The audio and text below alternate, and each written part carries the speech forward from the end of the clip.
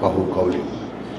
রব্বি আউযু বিকা মিন হামাযাতিশ শায়াতিন ওয়া আউযু বিকা রব্বি আন ইয়াহদুরুন। ভাইয়ের প্রশ্ন হলো সূরা নিসার 11-12 নিয়ে, দুটো শব্দ নিয়ে। তো আমরা এটা আয়াত থেকে নেই ইউসিকুমুল্লাহ ফি আওলাদিকুম। হ্যাঁ, উপদেশ নয়, আদেশ দিচ্ছেন, নির্দেশনা দিচ্ছেন আল্লাহ তোমাদেরকে তোমাদের সন্তানদের ব্যাপারে।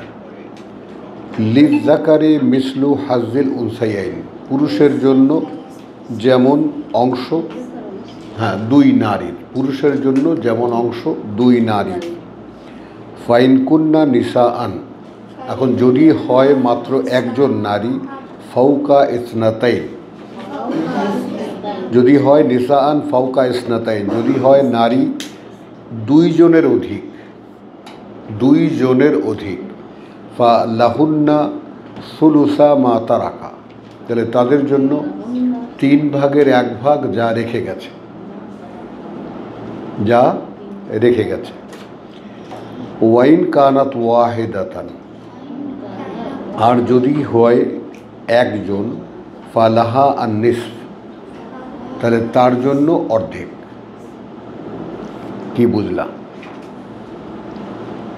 ওয়াইন কানা ফাওকা ইসনাতাইন ফালাহুন্না সুলুসান মা তারাকা, 3/3 সুলুস, 4/3 যা রেখে গেছে।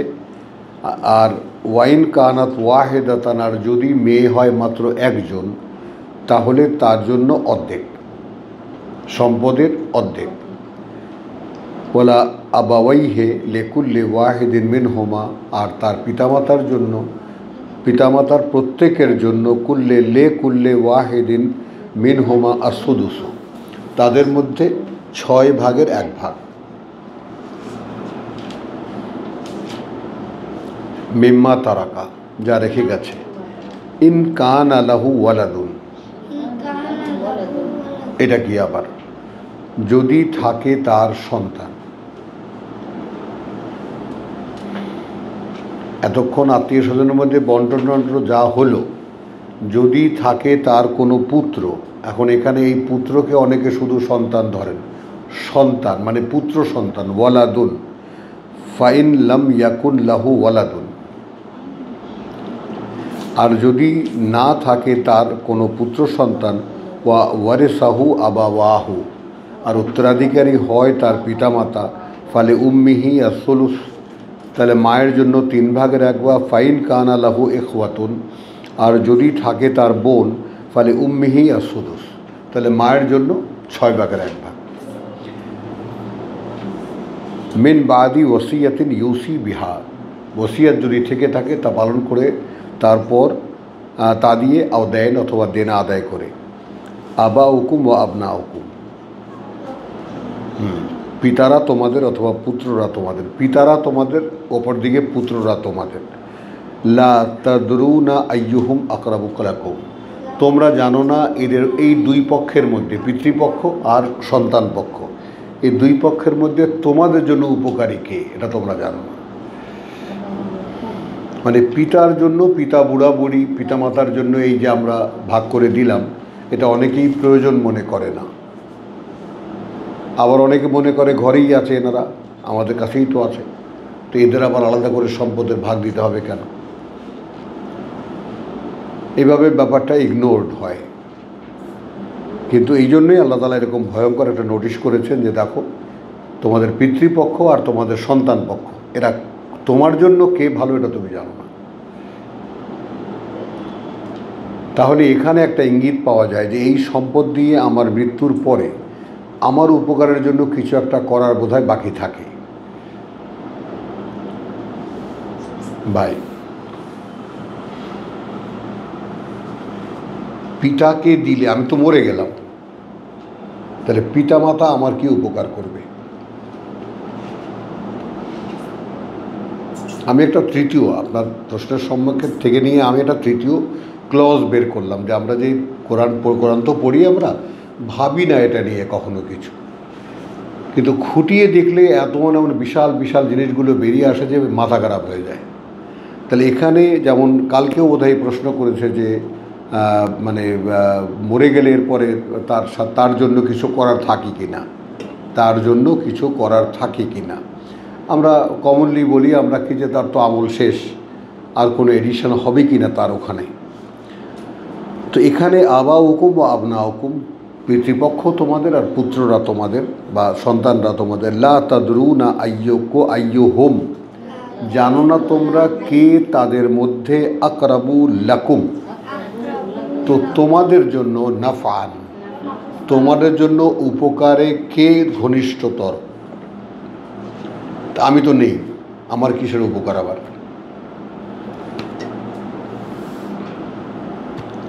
তাহলে উপকার করার সুযোগ আছে, আমার সম্পত্তি দিয়ে আমার উপকার করার সুযোগ আছে।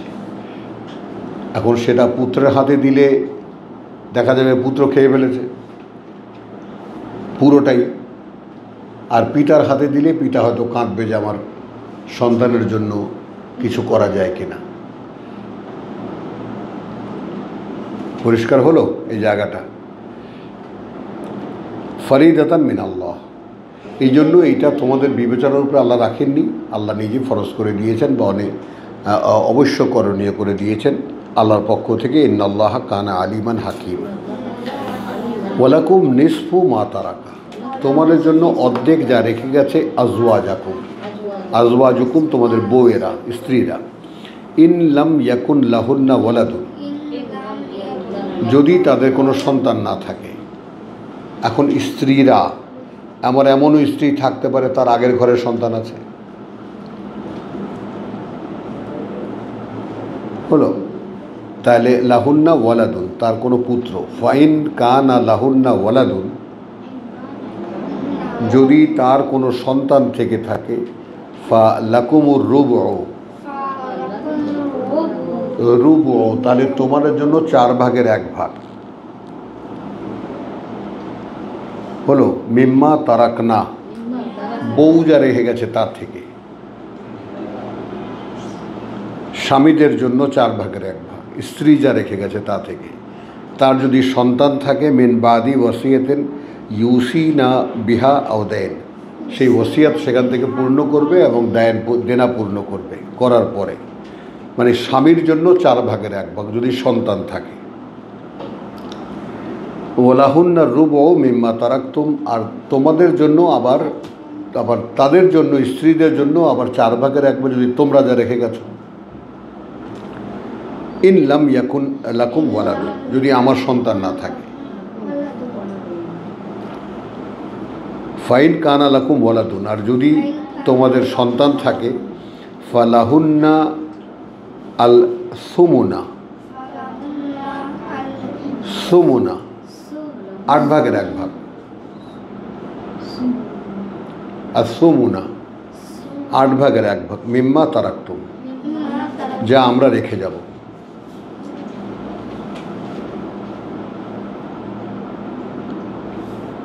মিন বাদি ওয়াসিয়াতিন তুসুনা বিহা আও দেন, ওসিয়াত পূর্ণ করবে তা দিয়ে অথবা দেনা আদায় করবে তা দিয়ে। ওয়াইন কানা রাজুলুন ইউরাসু কালালা, আর যদি হয় এই পুরুষ উত্তরাধিকারী তার কালালা, অর্থাৎ উপরের দিকেও কেউ নেই, নিচ দিকেও কেউ নেই। মহোদয় উৎস যখন ওই সুইচটা, এসির সুইচটা চলে কেন?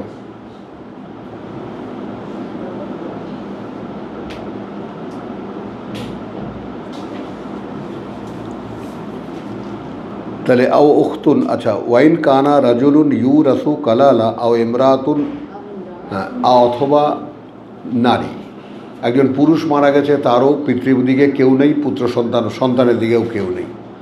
আবার এরকম একজন নারী মারা গেছে যার উপরেও কেউ নেই, নিচেও কেউ নেই, কিন্তু তার ভাই আছে। ওয়ালাহু আখুন আও উখতুন, অথবা আছে একজন করে ভাই একজন, বোন একজন। ফালিকুল্লি ওয়াহিদিন, তাহলে এদের প্রত্যেকের জন্য মিন হুমা, তাদের দুজনার আসুদুসু 6/1, আসুদুসু 6/1। ফাইন কানু আকসারা মিন যালিকা, যদি তারা হয় অধিক তার চাইতে, ফাহুম শুরাকাউ মিনাস সুলুসে মিন বাদি ওয়াসিয়াতিন ইউসা বিহা আওদায়ের, ইউসা বিহা আওদায়ের, যদি কোনো তারপর থেকে থাকে সেই 3 ভাগের 1 ভাগ, আর সুলুসু 4 ভাগের 3 ভাগ, মিন বাদি ওসিয়াতিন, ওসিয়াতের পরে ইউসা বিহা আওদায়েন, সেই ওসিয়াত পূর্ণ করবা হবে তার দেনা, গায়রু মুদার, ওসিয়াতান মিন আল্লাহ, ফরিদাতান মিন আল্লাহ, ওসিয়াতান মিন আল্লাহ। এখানে করণীয় করা হয়েছে। এখানে ওসিয়াতকে যদি উপদেশ বলি তাও বলতে পারি, আবার নির্দেশনা বলি তাও বলতে পারি।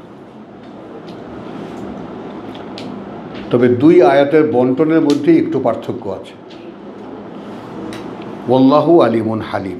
এখন এইখানে প্রশ্নটা কোথায় দাঁড়ালো? প্রশ্নটা স্যার এখানে এই 2টা আয়াত, আমার সম্পত্তি যখন আমি থাকবো না তখন যারা বন্টন করবে তারা কিন্তু এই 2টা আয়াতকে মানবে। অ্যাকর্ডিং টু এই 11-12 অনুপাতে আমার সম্পত্তি তারা বন্টন করবে, যেটা আমি ওসিয়ত করছি, আমার ঋণ আছে, এগুলো পরিশোধের পরে বন্টন করবে। এখন এট প্রেজেন্ট আমি তো লিভিং আছি, এখন আমি যদি আমার সম্পত্তি বন্টন করতে চাই তাহলে কোন আয়াত মেনটেন করব? ও সেইটা, তার তো কোনো অধিকারই নেই, সর্বনাশ হয়ে যাবে। ওসিয়া লা, ওখানেও পরিষ্কার, লা ওসিয়াতা লিল মাউরুস, উত্তরাধিকারী যারা আপনা থেকেই তাদের জন্য কোনো ওসিয়াত নেই।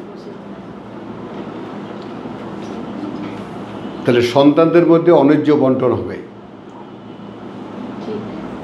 এটার হাদিসে এটা দিয়ে ব্লান্ডার করেছে, বুঝছো?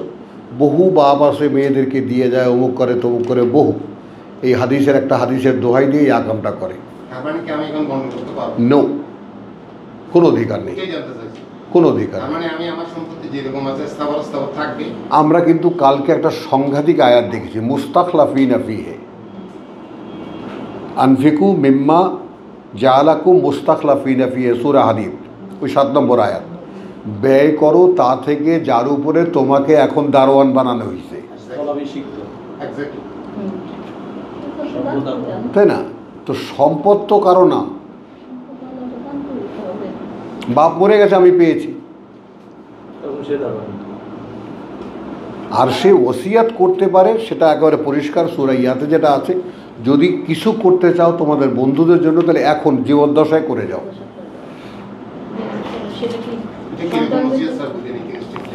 এইটা বলো, ওই আয়াতটা বলো, সূরা বাকারার না, তোমার হুজরাত। আরে না রে বাবা, ওই জসিম যেটা নিয়ে করলো আমরা,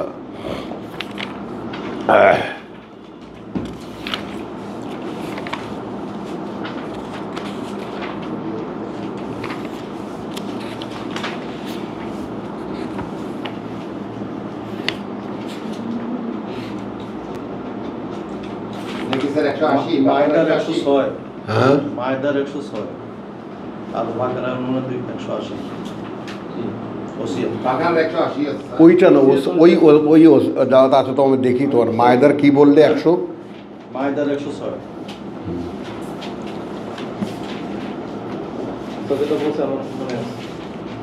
এই শেষের দিকে সূরার, এই সূরার না, ব্যাপারটাই এখানকার আইটেম না। এই শাহাদাতু বাইনাকুম ইযা হাদারা আহাদাকুমুল মাউত হিনাল ওসিয়া, এটা তো ওসিয়ত সংক্রান্ত, ওসিয়ত না। একজন মানুষ মৃত্যুমুখে পতিত হয়েছে, সে ওসিয়ত করে যাবে কিভাবে, এটা তার, এইটা না। আমি বলেছি দেওয়ার ব্যাপারে, তুমি যদি অন্য কাউকে, তোমার পরিবারের বাইরে কাউকে কিছু দিতে চাও, তা সেটা এখন, হ্যাঁ হ্যাঁ,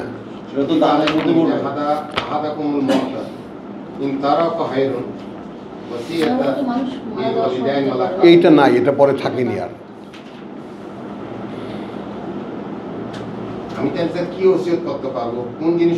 এটা এখন এটা তোমার যাকে বলে যে হয়ে আসা যাওয়ার পরে, নিসা নাজিল হওয়ার পরে ওটা থাকেনি। ওই নাসেখ মনসুখের যে ব্যাপারটা, ওইটা মনসুখ হয়ে গেছে। মানে ওই আয়াত আপনা থেকেই এই আয়াতের কাছে রহিত হয়ে গেছে। এটা পূর্ণাঙ্গ, ওইটা অপূর্ণাঙ্গ। স্যার এখন আমার জন্য করণীয় কি স্যার? আমাকে একটু ক্লিন করুন। তার মানে কি আমি আমার স্থাবর কারো নামে লিখে দিতে পারবো না? নো নো নো, কোনোভাবে না। যা যেভাবে- সন্তানদের মধ্যে, সন্তানের বাইরে দেওয়া যাবে বিল মারুফ। আরে এটা কেমন আব্দুল কাইয়ুম? আমার তো মনে আসতেছে কিন্তু এত পাচ্ছি না। স্ত্রীকে দেওয়া যাবে, হ্যাঁ, স্ত্রীকে দেওয়া যাবে। স্ত্রীকে? ওরে বাবা, দেখছো, স্ত্রীকে দেওয়া নিজের জাহান্নামের রাস্তা খোলা তো এক।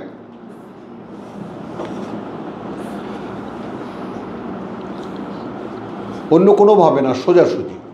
যে ছিল তোমার দায়িত্বে, তাকে তুমি সম্পদের দায়িত্ব দাও, তা সে কি করে সম্পদ রাখবে? হ্যাঁ, ওটা 33 নম্বর আছে। সূরা নিসার 33।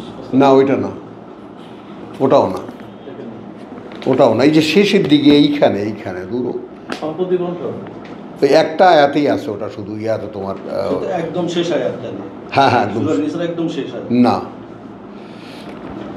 ওদিকেই না, ওদিকে ওদিকে ডাইকো না আমাকে, ওটা নয়। তুমি বলছো এটা দেখেন না, এটা দেখেন। দেখবো, দেখছি নিসার কত বললা? 33 নম্বর আয়াত। 33।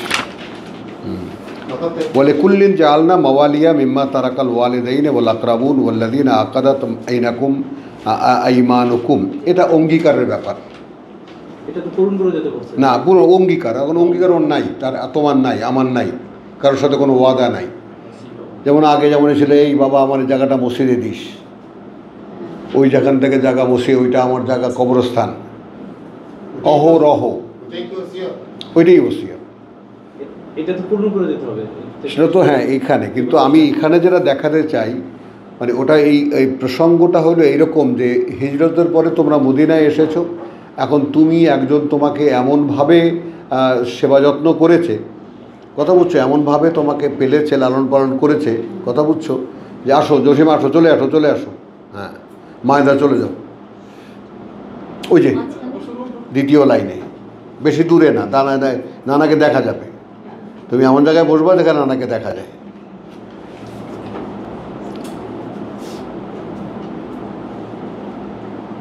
বসো, বসে চেয়ারটা ঠিক সেই জায়গায় বসিয়ে নাও যেখানে আমাকে দেখা যায়। আড়ালে পড়েছো তো, তাহলে একটু বাইরে আসো, আন্দার ভিতরে যাও, ভিতরে যাও। হ্যাঁ জসিম, ওই যে হকদারের কথাটা, হ্যাঁ 33-এর 7 থাকে হকদারের যে ব্যাপারটা। না, ওখানে একটা ইয়া, হ্যাঁ আর হলো 8 নম্বর সূরা শেষ। ফ্যান, তাহলে ওখান থেকে ফ্যান, ওইটা দিয়ে দাও, ওইটা সোজা দিয়ে দাও, ওইটা সোজা দিয়ে দাও জসিমকে। এই ফ্যান ওকে দিয়ে দাও, আমি খাবো না। না, ওইটা না, টান দিয়ে দাও, টান দাও, বাস।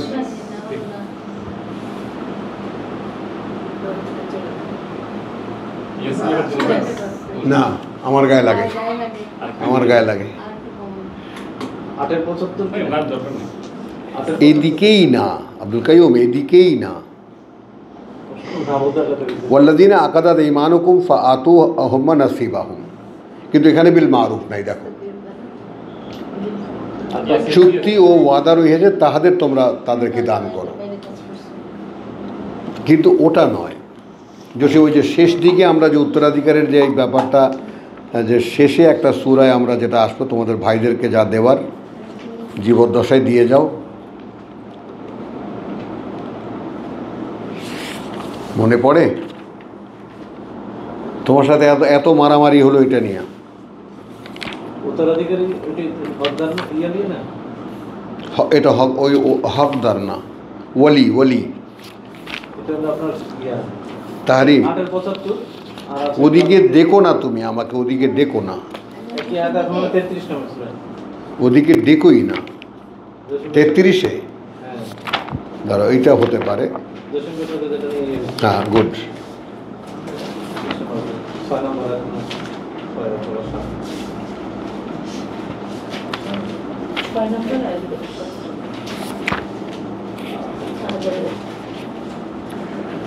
এটা তো উলুল আরহাম বাদুহুম আওলা বাদিন। ফি কিতাবিল্লাহি মিনাল মুমিনিন ওয়াল মুহাজিরিন ইল্লা আন তাফআলু। এই জায়গাটা একটু দেখো, কত নম্বর স্যার? জায়গা 6 নম্বর আয়াত 33-এর সূরাতুল আহজাবের।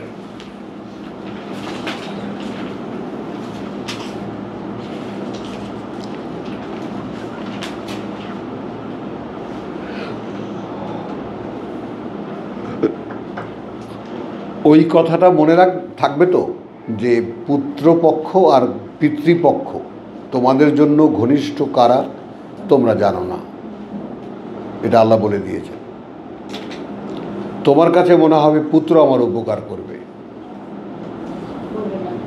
হ্যাঁ করবে না। আবার দেখা যাবে যে পিতৃপক্ষ তিনি উপকার করবেন, হয়তো তিনি বুড়া মানুষ, বেখেয়ালে একজনকে দিয়ে দেবেন তার সম্পদ ওটা। আচ্ছা ভাই, এখানে আমি একটু মাঝখানে একটু বলো। এখন আপনি বলেন যে আমি উত্তরাধিকার সূত্রে যেটা পেলাম, হ্যাঁ। সেটা আমি স্থলাভিষিক্ত, আর আমার জীবনে আমি ব্যক্তিগতভাবে যেটা অর্জন করলাম সেটা তোমার, সেটা আমার। হ্যাঁ। তো সেটা আমি দিয়ে যেতে পারবো না? না সেটাও তো আমার না। না, আল্লাহ দেওয়া। সেটা তো ভিন্ন কথা, কিন্তু উত্তরাধিকারী আইন অনুযায়ী তুমি দিয়ে দিচ্ছ। তোমার যা কিছু তো আল্লাহর নয়, তোমার নয়, তাহলে আল্লাহর। আল্লাহ তুমি বন্টনের কেউ না। সেটাই আমি বলছি। ক্রয় করলেও আমি না। হ্যাঁ আল্লাহ দিচ্ছে, আল্লাহ ব্যবস্থা করে দিয়েছে। হ্যাঁ, কারণ তুমি এখন জীবদ্দশায় তুমি যদি এটাকে ব্যয় করো, তুমি যদি এটা খরচ করো, অন্য কোনো কাজে ব্যবহার করো, সেটা তোমার, সেটার জন্য তো পুণ্য পাপ পুণ্য লেখিত হচ্ছেই। এই সম্পদ দিয়ে তুমি কী করতেছো, কিন্তু বন্টন তো বন্টনের অধিকার নেই। এই জায়গাটা একটু সূক্ষ্ম জায়গাটা দেখো, 6 নম্বর আয়াত, আর নবিয়্যু আউলা বিল মুমিনিন। আগের সম্পর্কটা নির্ণীত হচ্ছে, নবী সবচেয়ে প্রিয়তর বিশ্বাসীদের কাছে। এখন এখানে সবচেয়ে ঘনিষ্ঠতর বিশ্বাসীদের কাছে, আউলা মিন আনফুসিহিম, শুনেছ? হ্যাঁ, তাদের প্রাণের চাইতেও। বুঝিয়ে আলো। ও আজওয়াজুহু উম্মাহাতুহু, এবং বউয়েরা তার মা তোমাদের। এবার আসো, ওয়া উলুল আরহাম, আরহাম এবং অধিকারী যারা জন্মসূত্রের, রেহেমের, গর্ভসূত্রের, বাদুহুম আউলা বেবাদিন ফি কিতাবিল্লাহ। এইটা ওই হিজরতের ব্যাপারে, হিজরতের সময় এই সমস্ত, হিজরতের পরে এই সমস্ত আয়াত। তো এখন আমি এক ভাই রসুলের সঙ্গে চলে এসেছি, আমার পরিবারের আর কেউ আসেনি, আর এক ভাই মা বাবা সহ মক্কায় রয়ে গেছে, কিন্তু উত্তরাধিকার বন্টনের ক্ষেত্রে সে পাবে, সে অগ্রাধিকারী। আমার সাথে যে চলে আসে হিজরত করে। না, যে সাথে আসেনি, আচ্ছা। আমি এসেছি, এক ভাই রয়ে গেছে। কারণ আমি যদি এখানে মারা যাই, তাহলে অধিকার হলো ওই ভাইয়ের। হ্যাঁ মক্কায় যে ভাই রয়ে গেছে। হ্যাঁ, যদি সে বন্টনে পড়ে। এমনিতে তো আমার হিজরতের পরে যে সন্তান হবে, সে সন্তান অধিকারী, স্ত্রী যে আছে সেটা অধিকারী, ভাইয়ের কোনো সুযোগ এখানে নাই। কিন্তু যদি কেউ না থাকে, আমরা তো এটা পড়ে এসেছি, তাহলে ভাইয়ের জন্য আছে সম্পদ। তাহলে ওয়াউলুল আরহাম বাদুহুম আউলা বাদিন বিবাদিন ফি কিতাবিল্লাহ মিনাল মুমিনিনা ওয়াল মুহাজিরিন। বিশ্বাসীদের থেকেও এবং মুহাজিরদের থেকেও। আমি আবার বলি কথাটা, নিশ্চয়ই নবী ইমানদার লোকদের পক্ষে তাহাদের নিজেদের অপেক্ষাও অগ্রাধিকার পাওয়ার যোগ্য, এবং নবীর স্ত্রীগণ উহাদের মা, কিন্তু আল্লাহর কিতাব অনুযায়ী আত্মীয় স্বজন সাধারণ ইমানদার ও মুহাজিরদের অপেক্ষা পরস্পরের প্রতি অধিক হকদার। এটা বোঝা গেল, রেহমি সম্পর্ক যেটা। আচ্ছা, অবশ্য তোমরা তাহাদের বন্ধু ও সাথীদের সহিত কোনো ভালো ব্যবহার করিতে চাহিলে করিতে পারো, এই হুকুম আল্লাহর কিতাবে লিখিত রহিয়াছে। এইটা হলো ওসিয়ত। মানে আমি যদি কিছু সৌজন্যতা করতে চাই, হ্যাঁ, কাউকে সেটার অধিকার আমার আছে। আছে। আমি একেবারে সব দিয়ে দিব মুমিন ভাইকে, হ্যাঁ। এমনটা বলতেছেন না। না। সেটা নাই। একটা এখানে ওই যে একার পরিষ্কার তো বেঁধে দিয়েছে তোমাকে, যেটা মুদারর ইল্লা আনতাফালু ইলা আউলিয়াউকুম মারুফান। বাস তুমি হাত বন্ধ। আমার ইয়াতে মুদাররম বলছে না, ক্ষতি না করে। হ্যাঁ, ইল্লা আল্লাহ মানে গায়রা মুদার। তাহলে কানা জালিকা ফি কিতাবে মস্তুরা, এটা লেখা আছে কিতাবে বিশদভাবে, আল্লাহর হুকুম কিতাবে লিখিত রহিয়াছে। হ্যাঁ, তো আর একটা কথা এবারে মুখে বলে নেই ভাই, মোদ্দা কথা হলো জীবদ্দশায় একেবারে পরিষ্কার কোনোভাবেই কোনো উত্তরাধিকারীকে কোনো ওসিয়ত করা যাবে না, যাবে না, ওটা আদলের বাইরে। এখানে যেভাবে লেখা আছে হ্যাঁ। 11-12-তে সেভাবেও আমি কিন্তু বন্ধ করে দিতে পারবো না, তুমি কে? বন্টন তো করাই আছে, আপনি দিবেন কেন? এভাবেও করা যাবে না। তার মানে যেটা যেভাবে আছে সেভাবে থাকবে, আমি চলে যাবো, আমার হ্যাঁ। পরবর্তী যারা তারপর থাকবে তারা বন্ধ করবে। তারা বন্টন করে নেবে। বন্টন তো আল্লাহ করে দিছে, তারা বন্টন করবে। করে দিচ্ছে আল্লাহ। এটাও সুন্দর কথা। হ্যাঁ, সুন্দর। বন্টন আল্লাহ করে দিছে না, হ্যাঁ। তারা খালি তো না আমি বন্টন করব না, তারা বন্টন করবে, তারা শুধু ভাগ পাবে। হ্যাঁ, ভাগ পাবে। বৈশাখ কে কোনখান থেকে নেবে এটা ভাগ পাবে। তা আগাখানিদের মধ্যে যেমন, হ্যাঁ বলো। আমার শ্বশুর যে তার প্রত্যেকটা মেয়েকে 13 কাঠা করে জায়গা লিখে জাহান্নামে জ্বলতেছে গিয়ে দেখো,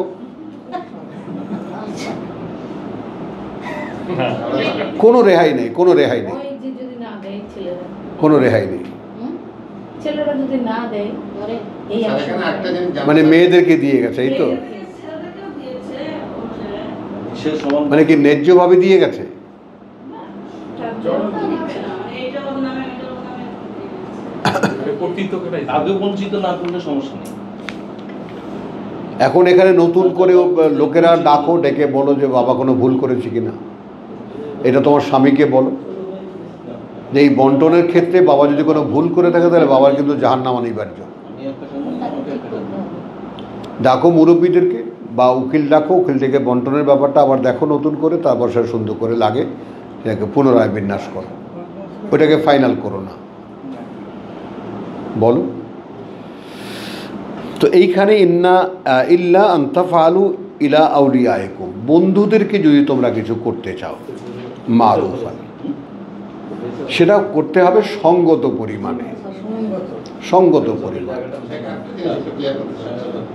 আমার এই বন্ধু একটা ফ্ল্যাট কিনছে তার ওয়াইফের নামে, মেয়ের নামে, হ্যাঁ, এটা কি করা যাবে? ওয়াইফের নামে অথবা মেয়ের নামে না, ওয়াইফের নামে ফ্ল্যাট কিনবে কেন? তা কিনছে নিজের নামে কিনবে। ভাই আমরা ওই কদিন আগে একটা আয়াত করছি না, আল্লাহর ফয়সালা হওয়ার পরে বিশেষদের করার কিছু থাকে না, কথা বল আর মেনে নেওয়া ছাড়া কিছু করার থাকে, এটা পরিবর্তন করার তো কোনো ইয়ে নেই আমাদের। এরপরে কোনো নাই, প্রশ্ন আমাদের কোনো ইচ্ছা এখানে কার্যকরী নয়। কার্যকরী না, কোনো ইচ্ছা আমাদের কার্যকরী না। আল্লাহ যেখানে ফয়সালা গিফট করা যাবে না, গিফট করলো মেয়ে কি ধরনের হতে পারে না? সে তো ওই আবার সে তো ওই উত্তরাধিকারীকে গিফট করা। শনিবারের মাছ ওই ধরার একটা মতো কেমন? কথা নাকি? আমার কাছে সম্পদ যে তোমরা ব্যয় করো সেই দিনটি থাকে, যেই দিন থাকবে না কোনো কেনা বেচা। হ্যাঁ, তার কথা মনে কেউ কথা বলে এখন স্যার এইরকম যদি হয় যে আমি আশঙ্কা করছি যে আমি মারা যাওয়ার পর এখানে একটা মারামারি বাজবে, হোক মারামারি, হোক মারামারি, তাতে না তোমার দায়িত্ব যাচ্ছে না। যে করবে না দ্বীপ বঞ্চিত করবে সে দায়ী থাকবে আমাদের একটা দেশে প্রবণতা আছে যে মেয়েদেরকে একটু ঠকানো, না দেওয়া না, এ তো আছে প্রবণতা, কি সব ঘরে ঘরে আছে মনে করো। যে ভালোটা দিবে না, ওই দূরে দিবে, পচা জায়গায় দিবেই দিবে। না রে ভাই, হ্যাঁ, আমার দিবেই না, ওটাই তো বললাম আমি জায়গাটা ভালো কথা আছে জানলাম, আমার মেয়ের জন্য কিছু করে দিতে চাইছিলাম, এখন আর- না না, সেইটা ওরকম না, সেটাকে ওইটাকে গ্যারান্টিড করা যায়, টেকনিক্যালি করা যায়, একটা উইল করো। উইল, আমি বলছি উইলটা এরকম যে আমি মানে আমার মৃত্যুর পরে অধিকার বন্টন যা হবে সেখানে কোনোভাবেই মেয়েকে অন্যায়ভাবে বঞ্চিত করা যাবে না। কোরআনে আর উইলের ভাষাটা এই কোরআনে হ্যাঁ। যাতে বন্টন করা হয় সেটা বলে গেল। কোরআন অনুযায়ী বন্টন হবে এবং সেখানে কোনোভাবেই কোনো কারণে যদি কেউ বঞ্চিত করতে চায় তাহলে সে আমার মেয়ে আইনের আশ্রয় নিলে সেটা ঠিক হবে, সঠিক হবে আর কি, সে আইনের আশ্রয় নিতে পারবে। এবং দেশীয় আইন, আশা করি পারিবারিক আইন আমাদের দেশে আছে, উত্তরাধিকারী আইন খুব কঠিন আইন, ভালোভাবেই আছে। ওই আকবর সাহেব যখন ছিল তখন ওটা করছে, ওই যে বক বক করতো যে তুমি দেখ দেখছো। আইতে এরকম হয় যে এখন তুমি সেই পিতা মাতা তার সন্তান লিখে দেয় আগে তারপর কি করে 2 দিন পর বলে বাবা ঠিক আছে তুমি বিজনেস করো, ঢাকা কিংবা বাবা মাকে বের করে দিবে, কিংবা বাবা মাকে খারাপ ব্যবহার করলে এমন একটা চলে যাচ্ছে, বেরি করে দিচ্ছে তারা। তো এই জায়গাটাতে কি হলো না, এটাতে তো করা যাবে না, কিন্তু সেই সম্পত্তিটা এখন উইথড্র করার জন্য গত 15 বছর কত বছর আগে 1 বছর আগে এই হয়েছে একটা, যে পিতামাতাকে যারা দেখবে না তাদের অবশ্যই সেই পিতামাতা যদি সরকারের কাছে বলে তার সম্পত্তি সমস্ত সম্পত্তি পিতামাতার নামে চলে আসবে, যেটা ছেলে মেয়েকে তারা দিয়েছিল। তারা যে একটা অন্যায় করছে তার অন্যায় নতুন আইন হয়েছে এটা, তাই না? এরকম নতুন আইন হয়েছে? জি, এটা একটা নতুন আইন হচ্ছে। খুব ভালো। পিতামাতা যদি সন্তানকে অগ্রিম লিখে দেয়, আচ্ছা ঠিক আছে লিখে দেওয়া ছেলে, তো তার তো লেখা দরকার নাই। ছেলে মেয়ে তারপর পরে দেখলো মা বাবাকে কিছুটা প্রেশার পেয়েও তো করে অনেক সময়, তুমি দিয়ে দাও, তুমি দিয়ে দাও, ওই ভাগে তুমি দিয়ে দাও, তখন একলাই একলাই আমাকে দিয়ে দাও, অনেক সময় কত আমাকে একলাই দিয়ে দাও, হয়তো মা গান পয়েন্টে দিয়ে দিয়েছে, কিন্তু ছেলের কোনো না কোনো একটা ব্যবহার দিতে বাধ্য হয়েছে সে, যেহেতু তার সাথে তার সে থাকে। তখন এই আইনটা বলছে এরকম যে পিতামাতাকে যদি তার সন্তানকে সম্পত্তি লিখে দিয়ে থাকে, আর সেই সন্তান যদি পিতামাতাকে দেখাশোনা না করে, তাহলে সেই বাবা মা যদি সরকারকে অ্যাপ্লিকেশন করে, সরকার তাকে সেই সম্পত্তি ফিরিয়ে দেবে সরকারের কাছ থেকে। এটা আইন হয়েছে হাইকোর্টে, লড়াই করতে হবে। ওরা লড়াই না, পিতামাতা সন্তানের রিকোয়েস্ট যেতে চায় না, আমার ছেলেকে আবার সে যেতেও চায় না, যা যে সময় করবে তারা সে সময় তার বিরুদ্ধে করতে পারে না, সময় যে বিরুদ্ধে হবে তাও না। আচ্ছা ভাই, এই ফাঁকে আমি একটু জানি, বলেন। আমার যে ছোট ভাইটা মারা গেছে, তো ওর ওই যে 5টা ফ্ল্যাট আছে, আচ্ছা, তো এখন ওর বউ, আমার মা তো বেঁচে আছে, তাহলে মা পাবে 6 ভাগের 1 ভাগ। 6 ভাগের 1 ভাগ, হ্যাঁ। আর তার স্ত্রী পাবে 8 ভাগের 1 ভাগ, অর্ধেক অর্ধেক। স্ত্রী বললে না কেন? ছেলে আছে না? হ্যাঁ, ছেলে, তাহলে 2 ছেলে 1 মেয়ে, তাহলে 8 ভাগের 1 ভাগ। স্ত্রী পাবে 8 ভাগের 1 ভাগ, 8 ভাগের 1 ভাগ আর মা পাবে 4 ভাগের 1 ভাগ, না, 6 ভাগের 1 ভাগ। 6 ভাগের 1 ভাগ। হ্যাঁ। আর বাকিদের বন্টন হবে সন্তানের মধ্যে, সন্তানের মতো যেরকম। আচ্ছা, এটাকে ডিস্ট্রিবিউট প্রথম 6 ভাগ করে আগে দিয়ে দিবে, আগে মাকে দিয়ে দিল, হ্যাঁ। তারপর যেটা রইলো সেটা থেকে 8 ভাগ স্ত্রীকে দিয়ে দিল, 8 ভাগের 1 ভাগ। 8 ভাগের 1 ভাগ দিয়ে দিল, হ্যাঁ। বাকি যেটা রইলো তাহলে সেটা সন্তান হবে। এইরকম না ব্যাপারটা, মানে ব্যাপারটা হলো মোট সম্পত্তি এই, তাই না? তার 8 ভাগের 1 ভাগ কত? আগে পুরো সম্পত্তিটা এক জায়গায় রাখো শেষ দিক দিয়ে শুরু হবে আগে না, মানে দিয়ে তারপরে কি থাকে তার এরকম না। মোট সম্পদের ভ্যালু কত? মোট সম্পদের ভ্যালু 100 টাকা। 100 টাকায় মা পায় কত? এত। স্ত্রী পায় কত? এত। অমুক পায় কত? এত। বাকি কত থাকলো এই। এখন এই মেয়ে আর ছেলের মধ্যে ভাগ হবে যেভাবে 2 ভাগ। ছেলের 1 ভাগ মেয়ে। স্যার আমি যদি 16 আনা দিই, 16 আনা ধরলাম, তাহলে 8 ভাগের 1 ভাগ দিয়ে আনা, 2 আনা। পাবা আমার স্ত্রী, হ্যাঁ। তারপরে মা কত পাবে? 6 ভাগের 1 ভাগ। 6 ভাগের 1 ভাগ। ওই ওই ওই 16 আনা 6 ভাগের 1 ভাগ। 16 আনার 6 ভাগের 1 ভাগ। ওটাই তো বলছি। ভাগ মূল সম্পদের মোট থেকে নিয়ে ভাগ হবে। কাউকে দিয়ে তারপর যা থাকে কাউকে দিয়ে, এটা না। মোট সম্পদের ভাগ তো করাই আছে, পরিষ্কার পিকচার দেওয়া আছে না, এত ভাগের এত, এত ভাগের এত, এত ভাগের এত, সেটা ভাগ করো। স্যার এখানে যদি আবার এরকম হয়, এখন মাও নাই বাপও নাই, হ্যাঁ, এটা কালালা, যেটা সূরা নিসার আখের শেষ আয়াত। যদি ভাই থাকে ওদিকে যাবে, অথবা বোন থাকে, ওদিকে চলে যাবে। ভাই ওই যে 11 মা বাবা সন্তান কে উৎসব, আমরা যে বাঁকারা 48, 130, 254 ওইগুলোই তো আশা করি না যে যাবে। এখানে একটু কিছু রয়ে গেল না, এটা একটু ক্লিয়ার করলে ভালো হবে। আবার বলো তারও। এই একটু আগে বললেন যে এই যে সন্তান হ্যাঁ। পিতামাতাকে দেওয়া তোমাদের জন্য কারা ভালো, এটা তোমরা জানো না। হ্যাঁ, কিন্তু আমরা যদি বাঁকারা 48, 123, 254-কে ফলো করি তাহলে তো আমি আশা করি দাঁড়াও, বাকারার 48 কোনো কাজে আসবে না, এই তো কেউ কোনো কাজে আসবে না। 123, 254 ওটা আদৌ এই সাবজেক্টের মধ্যে যাবে কি? আগে এইটা বোঝো তুমি। সম্পত্তি বলবেন। কিন্তু এখানে যে বাবা মার জন্য রেখে গেলে এটা ভবিষ্যতে পাপ রেখে যাচ্ছি না তো, পাবে তারা, পেলে তারপরে পাবে তারা। মানে তো আমি তো এটাও কিন্তু বলেছি যে তোমাদের বিবেচনায় হয়তো বাপ মা দুজনেই বুড়া হয়ে গেছে, আমার কাছেই থাকে, আমি মরে গেছি, তারপরে তো তারা এখানে আছে। আর উত্তরাধিকারীদের উপরে তো এই আদেশ থাকলেই বাবা মায়ের বাইরে যাবে না। কিন্তু তারপরেও আমাদের কাছে পারিবারিক বন্টনের ক্ষেত্রে মনে হবে যে মা বুড়া মানুষ, বাবা বুড়া মানুষ, এদেরকে এই ভাগ দিয়ে এরা করবে কি? মূল সমস্যাটা ওই জায়গাটায়। বিবেচনাটা কোন জায়গায়? আল্লাহ কেন দায়িত্ব নিচ্ছে যে তোমরা জানো না পুত্রপক্ষ তোমার উপকারী না পিতৃপক্ষ তোমার উপকারী? তো আল্লাহ এখানে হস্তক্ষেপ করলেন কেন? আমি ওখানে তোমাদের একটু দেখো যে 12 আয়াতের ব্যাপারটা দেখেছি, এক জায়গায় বিবেচনা চলবে আর এক জায়গায় চলবে না। খেয়াল করো, নিসার যে 12-11 আয়াতের দুটো উপসংহারে দুটো শব্দ আছে। একটা হলো যে ফরিদাতান মিনাল্লাহ 11 শেষ লাইন দেখো,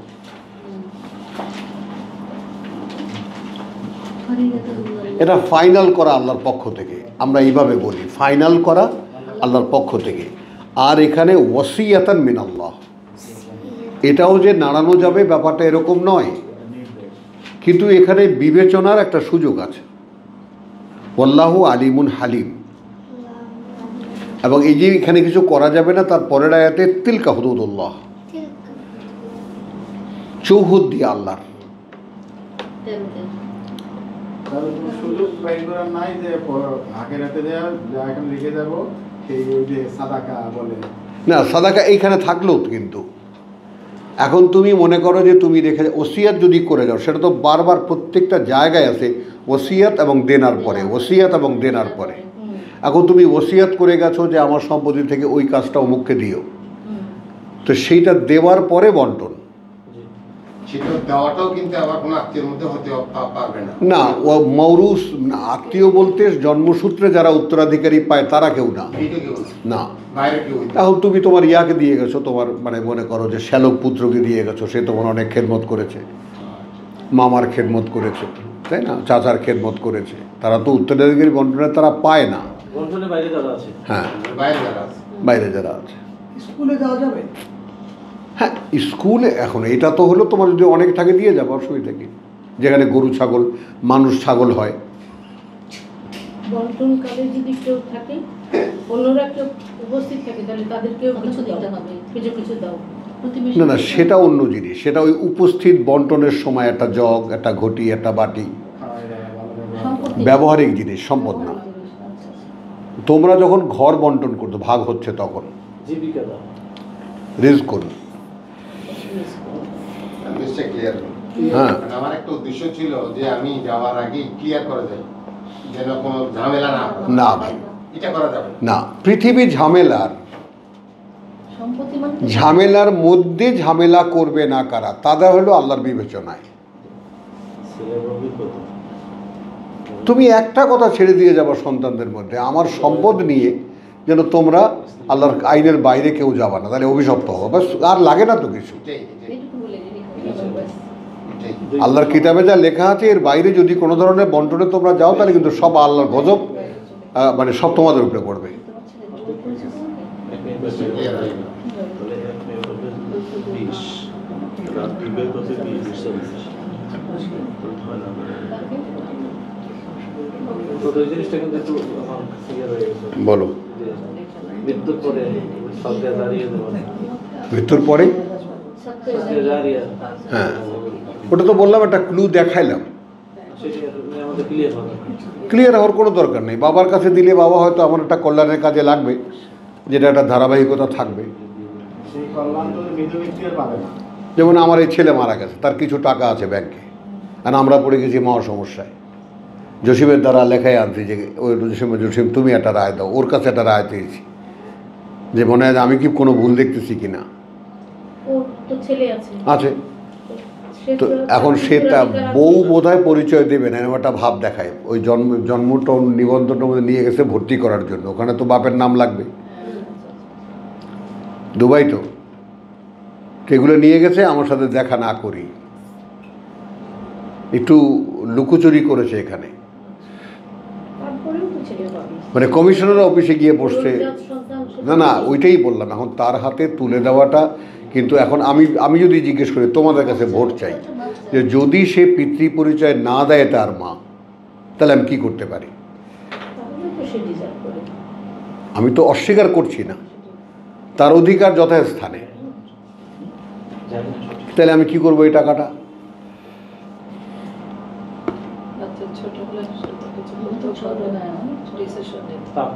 তাই না?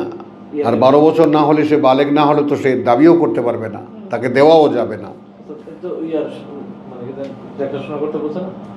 কার দেখাশোনার তো অভাব নাই, সে তো রাজকুমারের মতো লালিত হচ্ছে। হ্যাঁ, এখন দেখাশোনা তো এখন বাইরের লোক, আমরা,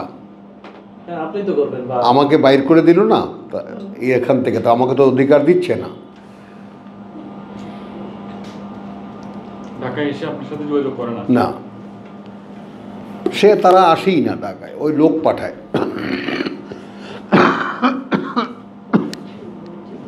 আচ্ছা ভাই, ভাই।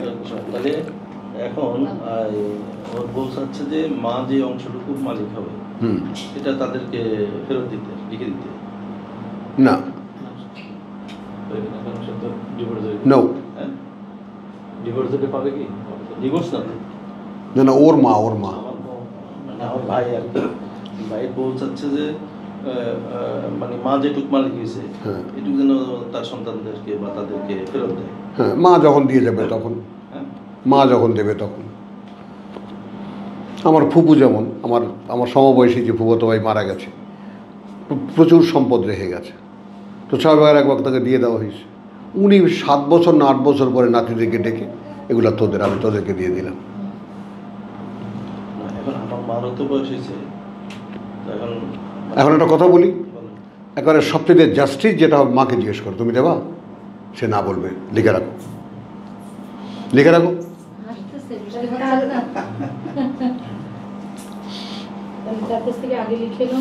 এই জন্যই বউ চায়।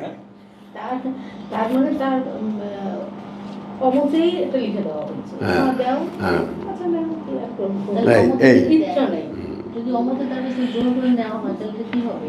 তার তো দোষ হবে। আমরা মাকে এখনো বলি না, বলো, বলে দেখো, বলে দেখো, মা রাজি হবে, মা রাজি হবে। মানে বড় ভাই হিসাবে আমার কাছে এখন সমস্ত দায় তোমার উপরে আসবে, কোনো সন্দেহ নেই। অনেক কঠিন দায়িত্ব, বাবা, অনেক কঠিন, যেটা না হলে আমি কত সমস্যার এরকম সমাধান করছি।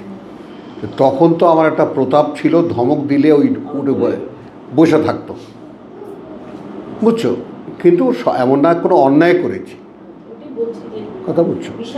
কিন্তু মানে খুব খারাপ, খুব খারাপ।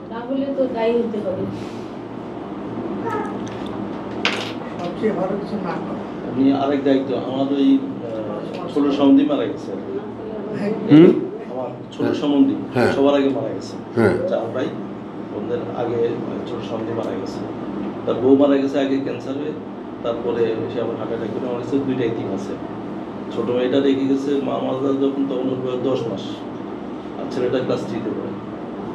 আর বাপ মারা গেছে মেয়েটার বয়স তখন 2 বছর মনে হয়, বা 3 বছর, আর ছেলেটা তখন ক্লাস 9 পড়ে। তাই হোক আর কি, তো 2টাই পরে দায়িত্ব আসছে আমার ওয়াইফের উপরে। হ্যাঁ, এখন ওদের সম্পত্তিগুলো শেষ পর্যন্ত আমি মোটামুটি এখন পর্যন্ত ঠিক রাখছি আর কি। আর বাইরে সব বেঁচে দিচ্ছে, অন্য 4 ভাই, 3 ভাই, হ্যাঁ, ওর চাচারা সব বিক্রি করে দিচ্ছে। এখন ওর ছেলেকে পুষলাইতেছে যে তোরটা বিক্রি করে দে। রাতে আমাকে ফোন করছে যে তোমার কি করবো, এখন আমার ভাইকে মারা গেছে। এখন আমি কিছু বলে জিজ্ঞেস করে আমাকে, আমি তাহলে বললাম যে শোন, তোর চাচারা বিক্রি করছে, বিক্রি তুই এখনো বিক্রি খাতায় নাম তুলিস না, যে আমার যেটুকু আছে আমার এইটুক দিয়ে আমার লেখাপড়া খরচ চলে। হ্যাঁ, আমার তো বিক্রি করার দরকার নেই। ওকে লোকদের কাছে যে তুই বিক্রি করে টাকা ব্যাংকে রাখ, ওইখান থেকে যা ইন্টারেস্ট আসবে, হ্যাঁ, ও দিয়ে তোর চলবে। আর আমি বললাম যে তোর টাকাটা জমি থাকলে জমির দামও বাড়বে, তোর বছর গেলে লিজ দিয়ে রাখছি, ওটা দিয়ে তার